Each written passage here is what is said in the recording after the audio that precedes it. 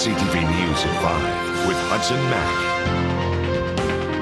There were major delays for morning commuters on the Malahat today after wet road conditions sent an RCMP cruiser hydroplaning and into an oncoming car. Traffic was backed up as officers closed down a lane to clean up the crash in the pouring rain. Mount Hiseo West Shore officer lost control of his vehicle just after 4 this morning near Bamberton, responding to a high-priority call. Police say the officer crossed the center line and struck the oncoming car, which in turn crashed into an oncoming semi-truck. Officers say weather and speed may have been factors. Given the time of day, 4 a.m., the officer likely had little traffic to impede him traveling northbound.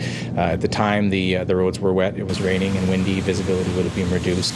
The exact causal factors are still under review by the collision analyst, and hopefully we'll have answers to that in the days and weeks to come. But certainly the officer was responding with lights and siren and going to assist his fellow officers at the time of the crash.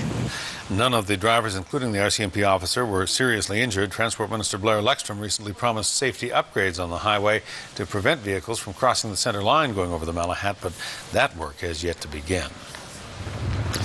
And a scary fall for an elderly couple at Beacon Hill Park in Victoria this afternoon. The pair had parked their car in this parking lot. They went to pull away, but the pair found that instead of going backwards, they went forwards, causing the vehicle to flip onto a parking lot below. At this time, it indicates that the driver of the vehicle had confused the brake pedal and the gas pedal and sent the car over the edge, what you see back behind me there. The vehicle ended up tipping on its side before it rolled over to the roof. The couple wasn't injured. BC Ambulance Services gave the pair a ride home. Police say it's a good thing they were wearing their seatbelts. Well, Victoria Police have seized a stun gun in a raid on a downtown hotel, but it's not the taser that they're also missing in that riot gear. The bust, however, is a shock to local drug traffickers. Police seized nearly $70,000 in drugs after executing a search warrant at the City Centre Hotel on Douglas Street. Officers found a wide range of drugs in the bust, including crack cocaine, heroin, methamphetamine, and prescription pills. Police say they also seized nearly $10,000 in cash and weapons. We located $10,000 of Canadian currency, a stun gun, brass knuckles, and again, so much stolen property that we're still cataloging all the contents. This is pretty significant in that sometimes you'll go and make a bust and you'll get either cocaine or heroin or one, but not both. In this one, it's like a good indication this is a one-stop shopping. A 32-year-old Victoria man and a 29-year-old Victoria woman were arrested. Police say the pair is known to them and they're facing several charges. Also from the Harbour City tonight, police have identified a 78-year-old man killed yesterday when his motorized scooter collided with a vehicle. RCMP say the man was Clifford Allen Schmidt, struck and killed when he unexpectedly crossed the road, not in a crosswalk or at an intersection. A mechanical inspection is being done on the scooter, and police say speed and alcohol have been ruled out as contributing factors. Charges against the driver of the car are not expected. A View Royal man is in police custody tonight after allegedly threatening his mother with a knife and a screwdriver before taking off in her vehicle. RCMP responded to the 100 block of Aldersmith Place at about 3 this morning after a woman claimed her 33-year-old son was drunk and was threatening her. When officers arrived, the son had left.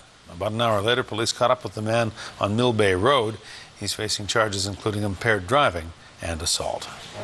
Well, there's plenty of reaction tonight to the province's idea it's floating of putting welfare recipients to work, shipping them north to do it if necessary. The plan is to offer single men and women who are on social assistance the opportunity to receive training and housing in return for a high-paying job. The province says it would move people to areas in BC where there are currently labour shortages. As we first told you last night, Finance Minister Kevin Falcon suggests flying people to northern BC to help fill jobs that are going begging in the oil and gas and mining sectors. The NDP says there already is a housing shortage in the north, and any migration would put further strain on social programs in the area. There are people in the north who are already unemployed. Why wouldn't you begin by training the people who already live in those communities to access the jobs that are available? I think it's one of those things where the devil's in the details. If the government is willing to provide some of that initial housing and that kind of thing and the training and stuff, then, like I said, that could be a good thing for a very select few. I reiterate, being punished for not doing it would be horrible. The finance minister says he's well aware that there are people in the north who are seeking work and doesn't want to take jobs away from people who already live in the region. He says there needs to be a way to link the jobless to the high demand for jobs around the province. I am 100% behind the principles behind it. I think that, if you've got a province where jobs are, trying to be filled in different parts of the province, you've got people in other parts of the province that are complaining they can't get to work.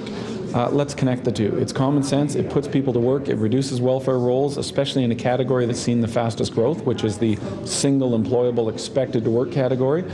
I think that's a great public policy initiative. FALCON says the program is still in the planning stages. Well, from the legislature tonight, it is official. The bill ending the teachers' strike has now passed. Bill 22 received royal assent just after 5 o'clock this afternoon, making it law, putting an end to 6 months of teachers' job action. The Liberal majority passed it 43 to 31. The bill orders teachers to resume their normal duties, imposes a cooling-off period, and opens the door to mediation. Education Minister George Abbott says even though the bill passed, it won't be effective till Monday. We have put an effective date of the 17th of March on the bill. That was the amendment that I moved right at the end, and that's to see the implementation date on Saturday so that there won't be any issues tomorrow in terms of whether folks are complying with the bill or not. The BC Teachers Federation says the new bill does not solve the decades-old conflict between teachers and the province. The teachers' union says it is determined to resist. I'm not going to be a bit more specific because our decisions are made by our members. But I can tell you that members are bringing a whole range of ideas. Each and every one of them will be canvassed and debated exhaustively. That's what we do. And the membership will decide and recommend, or the membership of the AGM will recommend to the membership the strategy that we will eventually adopt. Teachers will discuss their next move at their annual general meeting this Sunday. They walked out for 3 days and marched on the legislature last week. After months of delays, an independent review of BC Transit is finally going full speed ahead. The Transport Minister ordered the review on the heels of complaints from municipalities across the province about the way the Crown Agency is run and the way it spends its money. The Regional District of Nanaimo will be represented on the panel by Chairman Joe Stanhope. The RDN has had its share of problems with BC Transit and says a big issue has been money. Transit recently dumped a huge increase on the RDN after the annual budget had been finalized. That was a 100% increase in our custom and about a 60% increase in our conventional, which would impact our taxes. And we had a difficulty to find out where this money is coming from, because we'd already adopted our budget, so we had to take it out of reserves. So it just shows that the management board weren't listening to us, didn't understand local government's issues. So this is going to help, there's no question. Results of the review are expected by the end of August. The Nanaimo Regional District has denied a request to ban backyard burning in the region, and that has a Nanoose Bay man all fired up. He says the smoke from backyard burning is a hazard to his health, and it is to yours too. He made a presentation, the presentation that he made to the district included letters from VHU's medical health officers backing up his case that the smoke is harmful to health. Doctors Rockwell and Mead have written them a very compelling letter advising them that smoke causes death, and has asked them if they could please curtail burning in the regional district. They chose in a meeting on Tuesday not to do that.